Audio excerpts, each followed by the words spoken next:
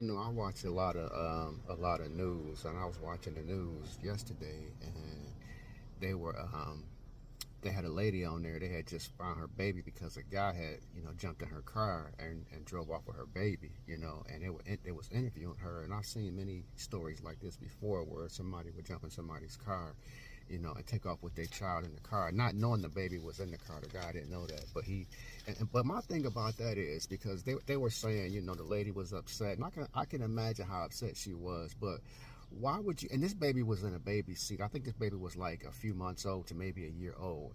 My thing was, why would you leave your baby in the car? I don't understand that. Why would you leave your baby in the car, and on top of that, you leave the keys in there?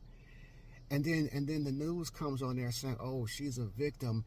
I think on some levels, parents ought to be charged as well because what is so important that you got to leave your baby in the car, and you leave your keys in the car, and you leave the car unlocked, and you say, and the lady was like, "Well, I wasn't in the store, but about 5 minutes," and I was like, "You wasn't in the store, but about 5 minutes." You left your child out there all this time. I don't understand how a lot of parents do this and leave their kids in there, and nobody looks at it as if it's the parents' fault. They look at it as if it's the guy that stole the car fault. It is his fault to a certain extent, but to another certain extent, it's that parent's fault for leaving your baby in that car. Why would you do that?